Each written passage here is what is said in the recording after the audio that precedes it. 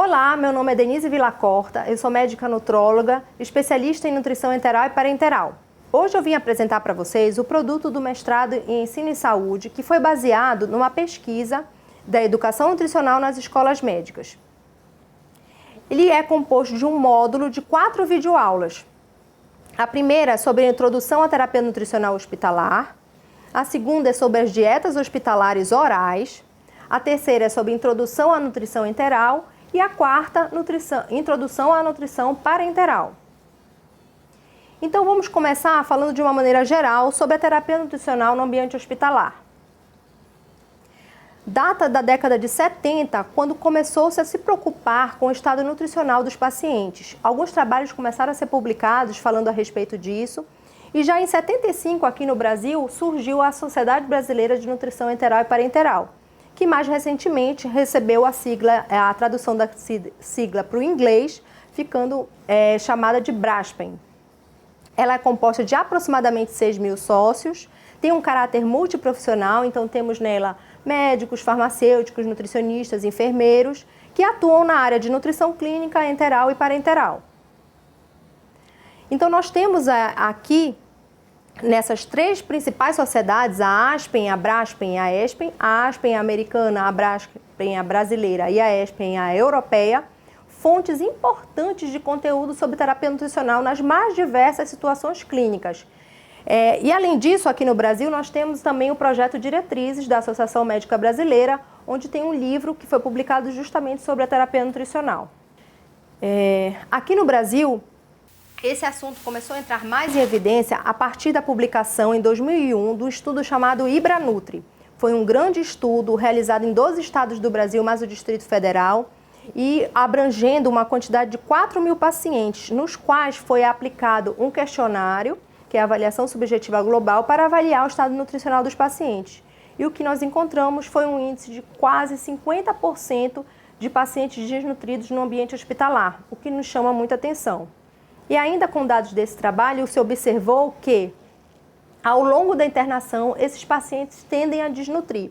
Então, aqui a gente observa que, ao longo dos primeiros 15 dias, dobrou a quantidade de pacientes desnutridos no ambiente hospitalar. E por que isso acontece? Isso acontece, primeiro, porque a desnutrição não costumava ser identificada. Então, ninguém sabia quais critérios utilizar, então isso ainda estava muito no início desse reconhecimento. Depois, ainda se tinha a cultura de ficar muito tempo o paciente em soro e com dieta zero. Além disso, tem pacientes que costumam ter estados catabólicos significativos, ou seja, que aumenta o gasto energético e não era considerado também um reforço no suporte nutricional. E, por fim, um retardo muitas vezes nessa terapia nutricional. O paciente estava comendo, mas não era suficiente, mas ainda assim não se iniciava nenhum tipo de suporte a mais para esse doente. E com base nesses primeiros resultados do IBRANUTRI, surgiu no Ministério da Saúde a iniciativa de criar uma legislação que viesse a regulamentar e a controlar o uso da terapia nutricional no ambiente hospitalar. Então, a primeira portaria publicada foi a 272 de 98, que regulamenta desde a indicação, a prescrição, a infusão dessa bolsa de nutrição parenteral, como deveriam ser os controles laboratoriais, até a avaliação final do paciente. E, alguns anos depois, assim como para a parenteral, foi criada para a enteral toda uma legislação que controla o uso desse suporte, da prescrição, da indicação, até o controle da própria sonda enteral, que é usada para administrar a nutrição enteral, e o controle laboratorial e a avaliação final também do paciente. Juntamente com isso, foi criada nessas mesmas legislações a obrigatoriedade da presença da equipe multiprofissional de terapia nutricional, a EMTN, nos hospitais, que ela veio para quê? Para supervisionar, controlar todo esse processo, ver se ele estava sendo efetivo. E hoje, essas equipes tendem a fazer esse trabalho dentro dos hospitais. Outra coisa importante que essa portaria veio trazer para a gente, essas legislações vieram trazer para a gente, é que os médicos que não fazem parte da terapia nutricional, da equipe de terapia nutricional do hospital, eles também podem vir a prescrever, desde que estejam em consonância com a equipe de terapia nutricional. E a gente fala tanto de desnutrição e como é que é conceituado. Então, a desnutrição recentemente foi conceituada na Clinical Nutrition em 2017 como um estado resultante da falta da ingestão de nutrientes que leva a uma alteração na composição corpórea. E isso implica na saúde física e mental de alguns pacientes. E por que é importante? Porque, como a gente pode observar aqui, desde 2001 a gente já observava uma grande quantidade de pacientes desnutridos no hospital. E, posteriormente, estudos sequenciais que foram feitos, por exemplo, o ELAN, em 2013, ele foi um grande estudo na América Latina que abrangeu 9 mil pacientes e ainda assim se observou 50% de desnutridos dentro do ambiente hospitalar. E, em 2009, anos depois, através do Nutridia Brasil, se observou ainda uma taxa altíssima, ainda mais alta, de 60% de pacientes desnutridos no ambiente hospitalar. Já agora, mais próximo, em 2017, uma grande revisão da literatura foi realizada, uma revisão sistemática, com 24.467 pacientes, nos quais ainda se observa essa mesma taxa variando entre 40% a 60% de desnutrição intra-hospitalar. A gente vê que ao longo dos anos isso se mantém, então alguma coisa realmente precisa ser mudada. Por quê? Porque isso impacta na complicação, maiores complicações, maior permanência hospitalar, maiores custos para o hospital.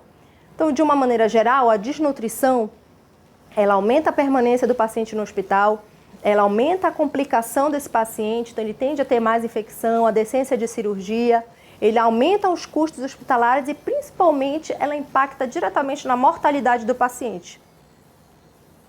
Agora, a gente precisa entender que a desnutrição é um processo. Então, ela normalmente não acontece de uma hora para outra em indivíduos normais, em condições normais. Porém, no ambiente hospitalar, isso é um quadro inevitável. Por quê? Porque, fatalmente, as doenças geram situações hipercatabólicas nesses pacientes e, com isso, eles gastam mais energia e, devido à falta de cuidado, muitas vezes, do serviço, de atenção e em dar um suporte adequado do ponto de vista nutricional, faz com que esses pacientes tendam a desnutrir durante a permanência no hospital. E isso faz com que esse processo de nutrição, que fosse um pouco mais longo em outras pessoas, se torne muito agudo no ambiente hospitalar, podendo variar até em dias. Mas o que é importante a gente ressaltar em relação ao ambiente hospitalar? Que mais do que nunca a gente precisa tratar primeiro a doença de base. Então, paralelamente à doença de base, eu vou dando suporte nutricional e aí eu vou ter o resultado que eu espero. É claro que o estado nutricional, ele não se recupera também do dia para a noite. Ele precisa levar meses até anos para recuperar totalmente o estado nutricional do paciente. Esse estudo aqui, ele vem mostrar exatamente o que a gente tem comentado até agora. 71 pacientes foram avaliados, em 100% foram cirurgias eletivas.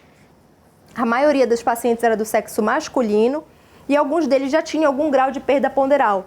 O que a gente observa nesse gráfico é que, do pré-operatório até a alta, houve uma perda significativa de peso desses pacientes, mostrando que realmente pacientes internados e principalmente com procedimentos cirúrgicos tendem a ter uma perda significativa de peso e muito provavelmente de massa muscular que pode comprometer a sua evolução clínica. E qual é o ponto de partida? O ponto de partida é avaliar esse paciente no momento que ele chega. Então, para isso, eu tenho um mecanismo, que é a triagem nutricional, que difere um pouco da avaliação nutricional. O que é a triagem? A triagem é o momento que o paciente entra e se avalia a partir de uma ferramenta já bem estabelecida se ele tem risco ou não de desnutrir. A partir desse momento, eu posso passar para o segundo passo, que é a avaliação nutricional. Nessa avaliação, eu vou juntar diversos fatores, desde a anamnese, que eu vou fazer alguns questionamentos, exames laboratoriais, a antropometria, então fazer algumas medidas desse paciente e posso lançar mão também da bioimpedância, para avaliar a composição corpórea. Na anamnese, o que é importante a gente conhecer? Conhecer como é que estava a alimentação desse paciente e quanto de peso ele perdeu. Se a alimentação dele, por exemplo, estava sólida e aí recentemente, nos últimos 2 meses, ele começou a comer somente líquidos. A gente sabe que o líquido tem um valor nutricional muito baixo, então provavelmente esse paciente veio desnutrindo até chegar no hospital. Então essas informações semelhantes a essa a gente precisa colher teve perda de peso, sua roupa ficou mais frouxa, então são informações que a gente precisa conhecer para saber se esse paciente já vem cursando com um estado de desnutrição até antes de internar. Depois, quando eu passo por exame físico minucioso, eu vou observar pele, cabelos, boca, ver se tem palidez, ver se tem algum sinal que identifique, por exemplo, uma deficiência de micronutrientes, como fragilidade das unhas, que pode significar uma deficiência de ferro. E assim eu vou detalhando, eu vou fechando o meu quadro, o meu diagnóstico de desnutrição. Quando eu faço a inspeção desse paciente, muitas vezes eu já posso identificar o estado nutricional dele. Então, se é aquele paciente que tem costelas proeminentes, né, extremidades ósseas proeminentes, já é óbvio que é um paciente desnutrido. Mas eu tenho que ter atenção naquele que não tem isso proeminente e, de repente, tem sim um quadro de desnutrição associado. Então, eu lanço mão da antropometria, que são as medidas, o peso, a altura, a circunferência do braço, pregas cutâneas. Posso lançar mão, quando possível, da bioimpedância. No entanto, a bioimpedância no ambiente hospitalar nem sempre é fidedigna. E tenho também como usar a dinamometria ao longo da internação. Então, eu uso esse aparelho para quê? Para avaliar a força muscular do paciente ao longo da internação. Se ele vem perdendo essa força, isso significa muito provavelmente que ele está perdendo massa muscular. E aí eu já tenho que ficar atenta, porque associada à perda de massa do músculo esquelético, ele tende a ter perda também de musculatura acessória da respiração, pode vir a ter perda da musculatura da deglutição. E aí, complicações clínicas podem se associar a isso. Outro ponto importante são os exames laboratoriais. Os exames que costumeiramente se pedem são quais? Albumina, transferrina e pré-albumina. No entanto, todas elas são proteínas de fase aguda negativa, ou seja, toda vez que o paciente está inflamado, o que é muito comum no ambiente hospitalar, essas proteínas vão estar baixas. Logo, a gente não pode necessariamente associar com o estado nutricional, então por isso ela tem essa limitação. E a mesma coisa acontece na contagem total de linfócitos, que também é um critério que a gente pode usar através de uma fórmula, classificar o estado nutricional. No entanto, no ambiente hospitalar, ele pode ser falseado pelo estado de infecção que o paciente vem apresentar. Por fim, nós temos a avaliação subjetiva global, que eu citei lá quando comentamos sobre o Ibranutri, que é um inquérito e onde é validado internacionalmente e onde são classificados, cria-se um score de desnutrição moderada, grave, e aí também é aceito para avaliação nutricional. Com os dados que a gente coletou, eu ainda posso lançar mão de cálculo de quem? Do IMC, né, famoso, muito conhecido. Nós temos várias classificações de acordo com a idade, aqui eu apresento do adulto e do idoso, mas tem também para criança, para adolescente. E ele não é um critério que pode ser usado isoladamente por uma série de limitações. Temos ainda a quantidade de peso. Lembra que eu comentei na anamnese que é importante a gente perguntar se esse paciente perdeu peso? Não só perguntar se ele perdeu, mas em quanto tempo perdeu. Por quê? Porque eu já tenho uma associação entre a perda de peso e a gravidade. A perda de peso no tempo e a gravidade. Então, por exemplo, aqui, pacientes que perdem mais do que 7,5 kg nos últimos 3 meses já tem uma significância importante em relação à gravidade. Então, já é uma perda grave de peso e eu preciso estar atento nesse caso. Então, chegamos aqui à conclusão de que, sim, o médico tem um impacto significativo na atuação junto ao suporte nutricional do paciente. E a gente precisa estar consciente, cada vez conhecendo mais essa realidade do paciente. Aqui eu cito para vocês um exemplo de um paciente atendido por mim em um serviço que eu trabalhava. Então, foi um paciente de 60 anos, com neoplasia de pele. Ele sofreu uma desarticulação interescápulo-torácica, então uma grande cirurgia, que precisou fazer retalhos. No momento da internação, ele tinha 48 quilos. E no momento que nós fomos chamados para avaliá-lo, ele já estava com 35 quilos. E isso foi 2 meses e meio depois do que ele internou. Ou seja, ele já tinha perdido 27% do peso dele, ou seja, uma perda significante. E o que estava acontecendo com ele? O retalho dele não fixava. Toda vez que se fazia o retalho, esse paciente perdia o retalho. E aí pensou-se que poderia ser um componente nutricional. De fato, quando nós chegamos lá, nós vimos ele extremamente emagrecido. No entanto, ele referia estar com o apetite preservado e sem nenhum tipo de dificuldade de deglutição. Então, nós optamos por incentivá-lo a comer mais. Ele disse que queria comer mais, nós dobramos a bandeja dele junto com a equipe, chamamos a nutricionista, discutimos, vamos dobrar a bandeja de alimentação dele, vamos inserir uma suplementação oral nele e, como era de se esperar, esse paciente evoluiu muito bem. Em um mês ele conseguiu fazer o novo enxerto e evoluiu bem e conseguiu ir de alta do hospital. Então, pessoal, chegamos ao fim da nossa primeira aula do módulo de Introdução à Terapia Nutricional Hospitalar. Neste módulo, nós comentamos um pouquinho de como surgiu a terapia nutricional, em especial no Brasil, com o surgimento da Sociedade Brasileira de Nutrição Enteral e Parenteral. Comentamos um pouquinho sobre a legislação que regulamenta o uso dessas terapias aqui no Brasil e também sobre a desnutrição e como ela impacta no desfecho clínico do paciente, como é importante a atuação do médico junto ao paciente para que ele tenha o melhor desfecho, como nós vimos no caso que eu acabei de citar.